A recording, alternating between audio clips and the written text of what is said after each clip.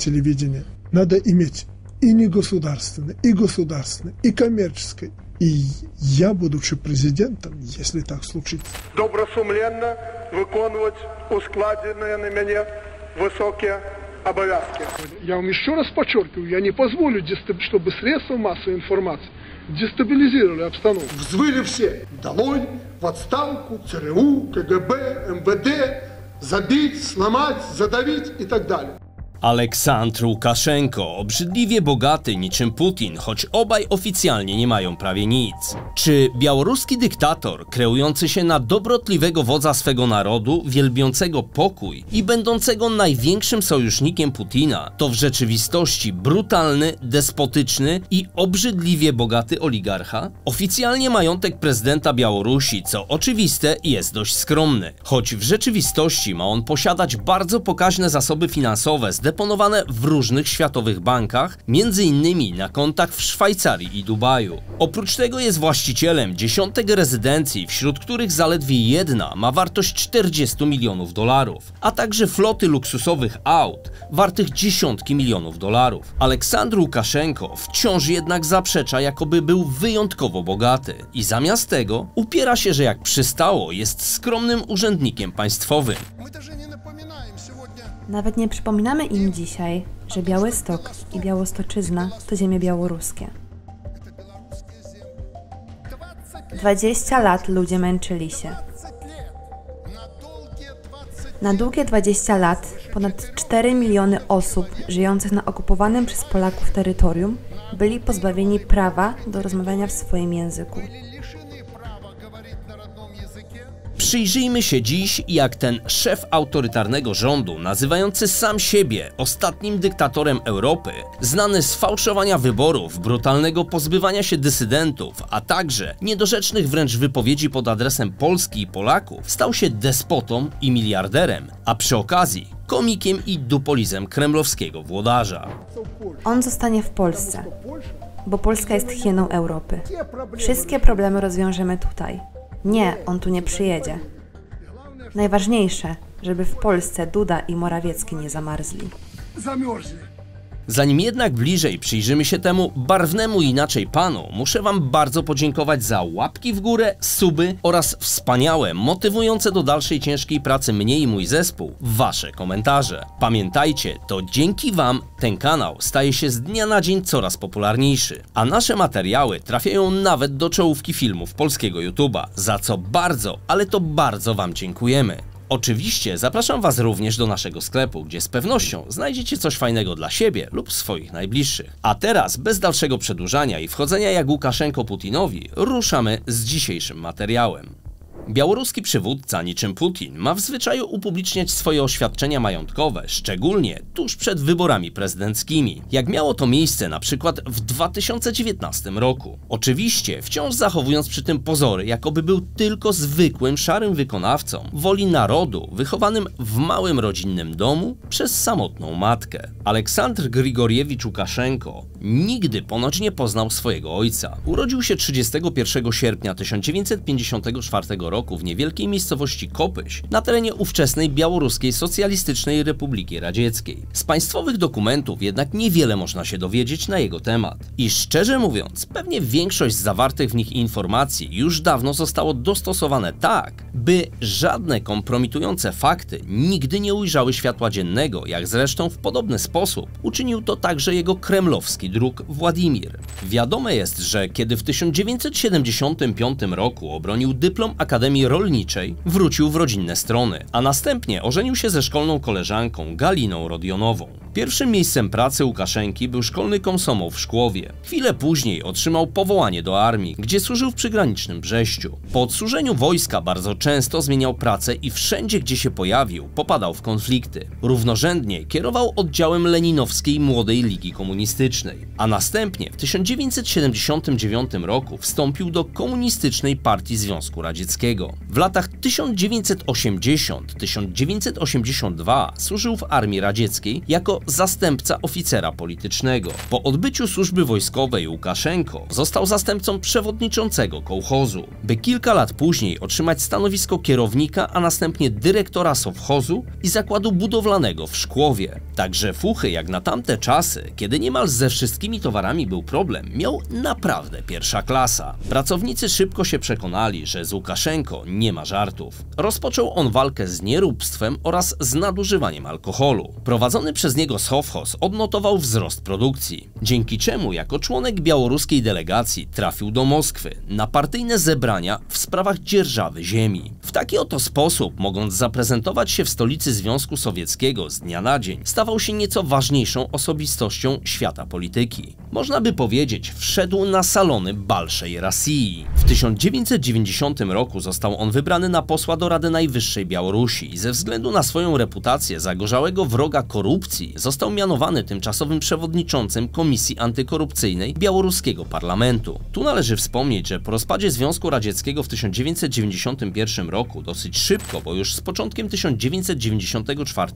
nowa białoruska konstytucja umożliwiła przeprowadzenie w kraju pierwszych demokratycznych wyborów prezydenckich. Głównym hasłem, jakie głosił Łukaszenko, było: jestem jednym z was, znam wasze potrzeby i na pewno je spełnię. Parcie na władzę miał tak silne, że pomimo utrudnionego dostępu do mediów starał się on dotrzeć do każdego zabitego dechami z zakątka Białorusi. Przemawiał na dziesiątkach spotkań, które organizowane były w fabrykach, kołchozach, szkołach czy stadionach, sypiąc obietnicami jak z rękawa. I jak typowy polityk podczas kampanii wyborczej, mamiąc ludzi, że tylko on doprowadzi do tego, żeby Białoruś stała się krajem miodem i mlekiem płynącym. Podkreślając również przy tym, że rozprawi się z politycznymi krętaczami i złodziejami publicznego majątku. Dzięki temu Łukaszenka w pierwszej turze uzyskał około 45% głosów, a w drugiej osiągnął aż 80%, co pozwoliło mu zasiąść na stołku przywódcy niepodległej Republiki Białoruskiej. Jednym z jego początkowych działań jako lidera było ogłoszenie referendum w sprawie utworzenia państwa związkowego między Białorusią a Rosją. Spotkało się to jednak z dużym oporem ze strony części tamtejszego społeczeństwa, a w 1996 roku posłowie białoruskiego parlamentu chcieli nawet postawić Łukaszenkę w stan oskarżenia. Jednak ten szczwany lis, widząc, iż sporo ludzi wciąż nie może sobie poradzić ze zmieniającą się rzeczywistością, przez co stają się coraz biedniejsi i stęsknieni za państwem wspólnym z matuszką Rosją, na fali tych emocji doprowadził do wprowadzenia zmian w obowiązującej konstytucji, a następnie zebrał nowy parlament złożony z tych, którzy dowiedli swojej lojalności wobec niego. Pod koniec lat 90.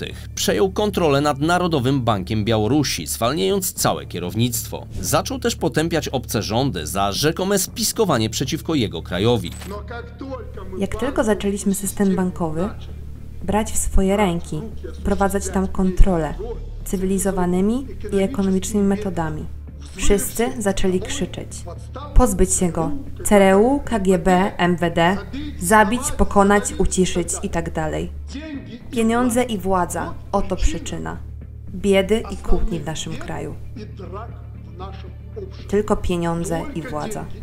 W 2001 roku Łukaszenko został ponownie wybrany. Kilka lat później wygłosił w telewizji przemówienie, w którym przedstawił plany zniesienia ograniczeń kadencji prezydenckich. Co o dziwo, zostało zatwierdzone. Na marginesie, tu trzeba by się zastanowić nad tym, kto kogo inspirował: Łukaszenko Putina czy Putin Łukaszenkę, bo jedno trzeba mu przyznać, że kombinować na swoją korzyść umiał od samego początku. W 2006 roku Łukaszenko kolejny raz został wybrany na przywódcę Białorusi, lecz tym razem grupy opozycyjne głośno protestowały i organizowały w Mińsku na dużą skalę demonstracje, a obserwatorzy z OBWE stwierdzili, iż wybory nie spełniały standardów wolnych, demokratycznych i niepodległych. Żeby was nie zanudzać jego karierą polityczną, resztę już mniej więcej znacie. A to, jak obecnie mają go tam dosyć, najlepiej widać w takich właśnie sytuacjach. Wracając natomiast do zgromadzonego majątku, to jego historia napychania sobie kieszeni jest bardzo zbliżona do tej putinowskiej. Czyli pokrótce jedną i drugą można by określić od konfidenta zera do prezydenta miliardera nadal zera. Wprawdzie w ostatnim upublicznionym przez niego oświadczeniu z 2019 roku znalazła się tam tylko jego pensja, przez co z dokumentu wynikało, że nie ma żadnych nieruchomości, samochodów lub oszczędności oraz że oficjalnie jako prezydent Białorusi zarobił około 120 000 białoruskich rubli rocznej pensji, czyli mniej więcej około 200 000 złotych przeliczając na złotówki. Znalazły się tam także informacje o majątku żony Łukaszenki, która w 2019 roku zarobiła 5560 rubli białoruskich, czyli około 10 000 złotych, posiadając przy tym dom oraz część innej nieruchomości i kilkadziesiąt udziałów w fabryce masła. Sam Łukaszenko, zapytany w jednym z wywiadów o konkretnie jego nieruchomości, przyznał się, że jedyne co ma, to dom 7×8 metrów, w którym mieszkał w dzieciństwie z matką. W rzeczywistości prezydent Białorusi jest zakłamany do szpiku kości. Ze swojej żony uczynił niemal niewolnicę. Nie pokazuje się z nią dosłownie nigdzie od wielu lat. Gdy na dobre rozpoczął swoją karierę polityczną w 1994 roku, została ona w skromnym domu na wsi. Początkowo spotykała się z koleżankami i chodziła na zakupy, a nie stroniąc od medialnego zainteresowania jej osobą, pozwalała nawet fotografować się podczas wykonywanych codziennych czynności, jak na przykład dojenie krowy. Tak, dobrze żeście słyszeli, dojenie krowy. Niestety, prasa tego typu sytuacje wykorzystywała najczęściej do kpin z tej kobiety. To najwyraźniej nie spodobało się prezydentowi Białorusi, bo poza drobnymi wyjątkami całkowicie zakazał żonie kontaktu z mediami. Chociaż rozwód nigdy nie został oficjalnie sformalizowany, para nie mieszkała razem przez bardzo wiele lat. Nawet kiedy dzieci były jeszcze małe, a Galina pracowała w przedszkolu. Czara goryczy przelała się jednak w momencie, gdy żona Łukaszenki zaczęła przyjmować petentów, którzy mieli interes do prezydenta. Wtedy Aleksandr Łukaszenko podjął decyzję o otoczeniu domu murem z białej cegły, a dostęp do jego żony został ograniczony dzięki zaangażowanej ochronie.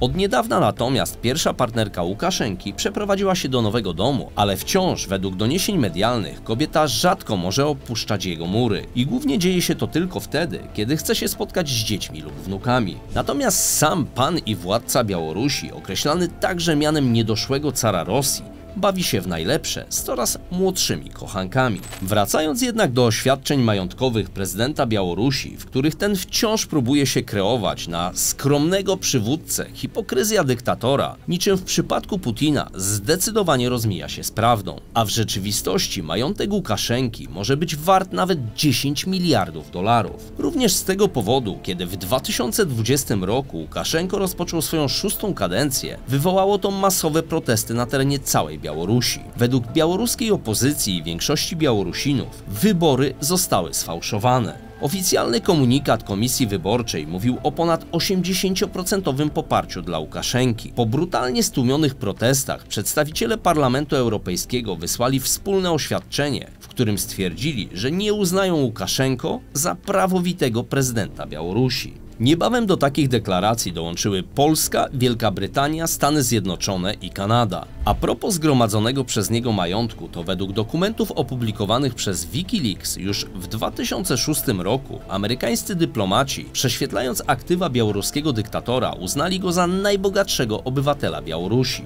którego majątek osobisty wynosił już wtedy co najmniej 9 miliardów dolarów, czyniąc go tym samym najbogatszym ze wszystkich białoruskich oligarchów w raporcie obejmującym 50 najbogatszych ludzi na Białorusi. Białoruski dyktator według upublicznionych w mediach informacji ulokował setki milionów dolarów w luksusowych prywatnych rezydencjach, prywatnych samolotach oraz autach z górnej półki, takich jak bogate wersje Mercedesów, Audi, a także Rollsy, Maybachy i Tesle, którą, jak sam się przyznał podczas wywiadu, dostał ponoć w prezencie od Ilona Muska. Czemu Musk, co zrozumiałe, oczywiście zaprzeczył. Мерседеси, а ще Тесла, яку, за словами президента, йому нібито особисто подарував винахідник Ілон Маск. Jak bardzo jest znienawidzony przez swoich obywateli po ćwierćwieczu rządów i okradania ich jako narodu, najlepiej było widać i słychać podczas niektórych z jego przemówień w fabrykach, kiedy musiał nawet uciekać stamtąd helikopterem, żeby go nie zlinczowano. Muszę mówić szczerze. Dziękuję. Powiedziałem wszystko. Możecie krzyczeć odejdź.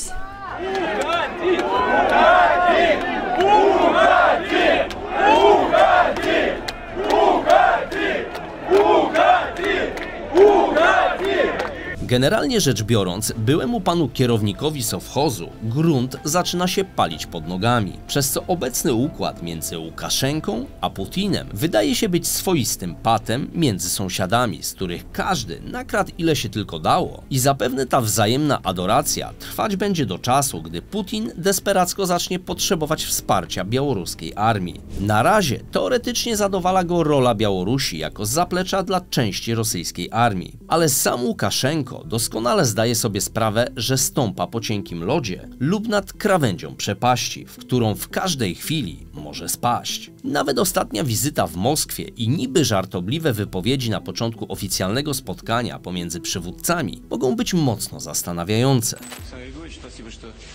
Dziękuję Ci, że zgodziłeś się przyjść. Nie mogłem odmówić. Możecie krzyczeć Faktem jest odejdź. natomiast, że białoruski dyktator nie ma innego wyjścia i jego karygodne wypowiedzi, szczególnie pod adresem Polski i innych naszych sąsiadów, pokazują jedynie, że nie pozostało mu nic innego, jak tylko coraz głębiej wchodzić w 4 putinowskie litery. Po pierwsze, uczestniczymy po to, żeby nie dopuścić do rozprzestrzeniania się tego konfliktu na terytorium Białorusi.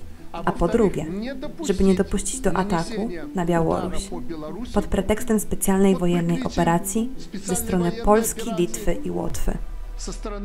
Tak jak mówiłem, nikt nie będzie strzelał Rosjanom w plecy z terytorium Białorusi. W przeciwnym wypadku kolega Władimir może ogłosić przyłączenie Białorusi do Rosji, a Łukaszenko pewnie nie będzie miał wówczas za wiele do powiedzenia, jeśli w ogóle dożyje tego momentu. Pewnie również dlatego zachodnie agencje wywiadowcze sugerują, że prezydent Białorusi jest tak przyciśnięty do muru przez kremlowskie władze, że nawet byłby gotowy do wysłania na Ukrainę swoich wojsk. Oczywiście Łukaszenko nie może za bardzo z dnia na dzień ogłosić: jutro jest wojna, idziemy na Ukrainę, ponieważ jest niemal pewne, że spotkałoby się to z protestami społecznymi na Białorusi. Prawdopodobnie potrzebuje na to jeszcze więcej czasu, by wykorzystując propagandę wmawiać swojemu społeczeństwu, że kraj jest zagrożony atakiem z Polski i krajów NATO. Nie jest jednak tajemnicą, że trwa nieoficjalna mobilizacja, a panowie dyktatorzy spotykają się nad wyraz często włącznie ze swoim ostatnim spotkaniem, kiedy Putin zachowywał się tak, jakby mu się strasznie chciało do toalety. Podsumowując dzisiejszy materiał, sądzę, że Łukaszenka wprawdzie nie wysłał dotąd własnych wojsk na wojnę z Ukrainą, ale niewątpliwie jest jej uczestnikiem przez to, że udostępnił terytorium kraju do organizowania ataków i zrobi raczej wszystko, aby tak pozostało, by nie dać się w 100% wciągnąć do tego konfliktu. Tym bardziej, iż w tej kwestii ryzykowałby utratą władzy, a w przypadku rozszerzenia sankcji katastrofą gospodarczą własnego kraju. W tej chwili oddaje sprzęt, amunicję, udostępnia poligony, a w białoruskich szpitalach leczy rosyjskich żołnierzy, by nadal móc okłamywać, okradać i mamić własny naród. Smutne to, ale prawdziwe. Tym bardziej, że coraz częściej rządzący oszukują na potęgę tych, którzy im zaufali, a oni sami uważają, że są tylko po to, by się dobrze bawić i napychać sobie oraz swoim przydupasom kieszenie. Coś mi to przypomina, choć myślę, że nie tylko mnie. Bardzo dziękuję Wam za dzisiejszą uwagę i mam nadzieję, że materiał o ponoć ostatnim dyktatorze Europy Wam się spodobał, a ewentualnych podobieństw lepiej się nie doszukujcie. Cześć!